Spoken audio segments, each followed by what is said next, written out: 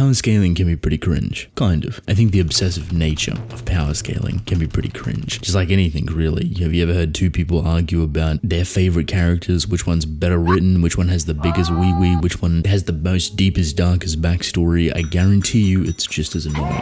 It's just how it is. You have two people that are so obsessed, so in love, have so much appreciation for their character that they're willing to fight for them, that they're willing to represent them, and then they will combat with other people with their characters. It's not just power scaling, it's writing, it's design. There's so many intricate little bits and pieces that just go on and can become very cringy, very annoying. You can respect that people are willing to fight so hard for that character. So when it comes to power scaling, this is a whole different ballgame.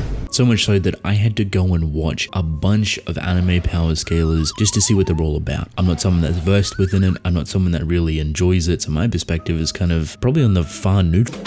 After going through and watching some very interesting videos, some very interesting matchups, some incredible YouTubers, there's one thing that instantly came to my attention. Detail. The sheer amount of overwhelming detail that comes with power scalers. And it doesn't matter if it's inverse or two different characters from two different verses or just the most abstract thing that you can think of. How many cardboard boxes do you reckon you could tank, or how many large New York rats could you fight? The amount of detail that is provoked from these types of conversations, to me, I found really impressive. Mind you, this is my kind of first time experiencing people kind of just go through and kind of build this type of design and architecture that's kind of entirely hypothetical. It's based off somewhat loose concrete pillars, but never really expands. So the story will give you one feat, will give you another feat. People will go through and expand upon it in a way that is very articulate, very detailed, and overall really just obsessive. It's an interesting way to learn a lot more about that character's feats, but also not to take it as factual evidence. And I don't think any of these people ever claim it to be factual. Like, this is the author's intention, because the author writes what they want to write. They do what they want to do. That should be well and truly known. Leave a like and subscribe right now. Do it. Do it right now. Yeah. Power scalers know this. They're not sitting here trying to argue the fact that the author wants this character to win against this other author's main character from a completely different universe. Standard. But it's all in the detail. Some of the YouTubers that I watched had quite literal equations, mathematical equations to figure out certain things. How they approach distance, how they approached power utility, how they approached the sheer scale or magnitude of what this could be scaled with or alongside. So I'm learning about these new things, you're learning about these new things, and it makes for a really entertaining time. Kind of a big partial reason why people love to power scale, because not only do they like to go through the technical nitty-gritty of everything, which, mind you, it's not small, it's very intricate, and a lot of time and effort usually goes into it for,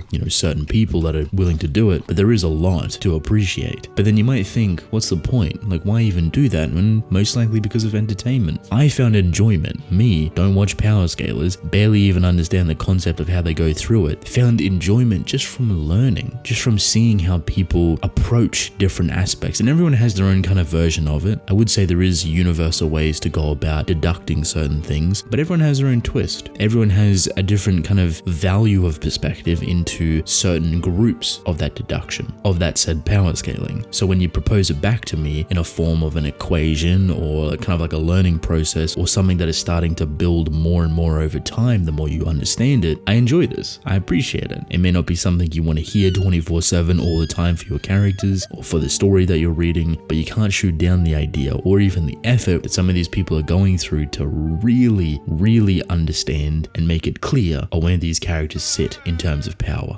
Now that's just for one person, one character. When you put that up against another character with the exact same amount of detail, even if there's some sort of favoritism within there, the amount of effort going into both characters is still pretty much the same. So they might like one character, but doesn't mean you can underwork the other one. You have to pull them both up. You have to give them excruciating detail. You have to figure out both formulas. And when you clash that together, you create this own formula that now you have to go through and kind of figure out the bits and pieces. It's a really big learning experience, and while it's completely hypothetical, completely theoretical, it makes for an entertainment like no other, and probably why there's such a big viewer base. Because of the amount of details, the amount of work going into these characters that are being scaled, you accidentally learn about more of these characters. Because the best way to pretty much figure out how these characters function, how these characters tick, is to understand them. So when someone is proposing that back to you, when they show you how they figured out this equation or this formula for this attack with this type of speed, with this type of power or potency, they need to understand the character. It doesn't really matter if it's contextual, but you still learn a lot about characters you may not even know. And this, for me, pretty valuable thing. I think perspective is very valuable when it comes to understanding characters, when it comes to understanding stories. And while people can sit here and argue that, it's not the author's intention to power scale, or it's more important to value the writing of the character, the heart of that character, I would argue that just the perspective from power scaling those characters is one that is very unique to itself, that you see a new version of that character that you most likely never seen before, and it's not always equated to power, so you can learn a whole lot of new things and have that clash with stuff that you already know, but it could be for the core character itself. It has a very big stretch to it. Sometimes it can be as simple as just a character punching with no thought whatsoever, but if there's motive behind that, if there's reasoning behind that, if there's some sort of emotional boost behind it that's in-world, out-world, whatever it may be, you have a whole new dimension that you have to work with when understanding said character.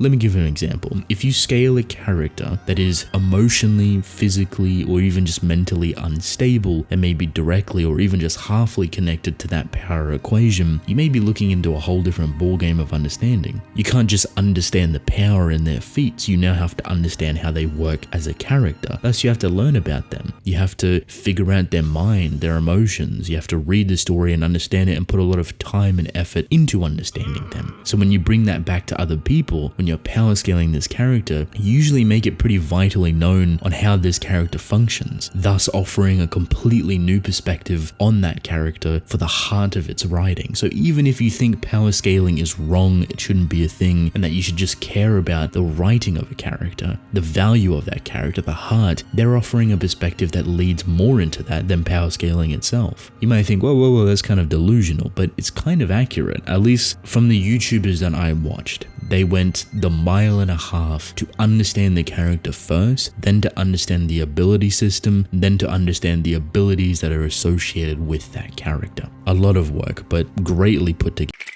I understand that the idea of power scaling has a bad rep because people take it too far. People think that my character is stronger, that means my character is better. Their story is better. When in reality, there's so many different nooks and crannies, so many aspects of power scaling that can be taken in any different direction. I wouldn't be surprised if there's people that only specialize in certain subsections of power scaling. It might be the paneling and trying to gauge distance within the paneling. It might be the pixel related stuff. It might be speed related stuff. It might be figuring out or writing the mathematical equations that go for everything. Should that be a reason for it to be kind of considered cringe and weird and kind of universally hated? I don't necessarily think so. I guess it kind of depends where you put yourself though. If you want to be around it, you'll be around it. If you don't, you can easily ignore it. It's not something that's really in your face all too often. In saying that, however, if you are a part of the anime community, it's definitely in there and it definitely will be in your face, but it's not something that's entirely egregious. It's something that you can easily just kind of laugh at, just walk past, just glide past it, whatever it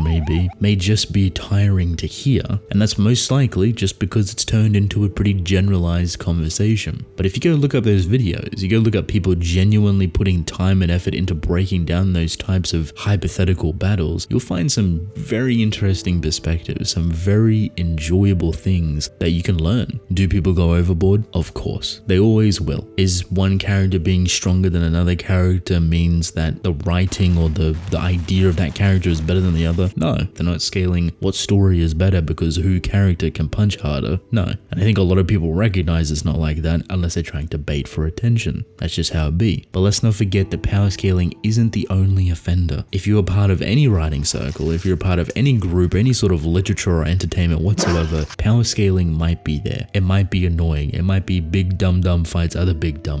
But have you ever seen, whiffed, or just slightly nudged up against two people arguing which character has better writing? That is incredibly obnoxious. That can go way past what power scaling is, and it is detrimental at its core. At least with power scaling, I can get concrete, hypothetical, mathematical equations. The idea of a concrete and hypothetical doesn't end up well, but at least there's something kind of to go off and center an argument. Arguing about characters' writing is completely subjective, completely interpretation based, completely perspective based, and will go on for eternity. I would say it is easily the worst thing to be a part of, but can be some of the most entertaining moments if it's in the right facility. At the end of the day, everything's dumb. Everything will have some sort of annoying aspect part of it where people take it a little bit too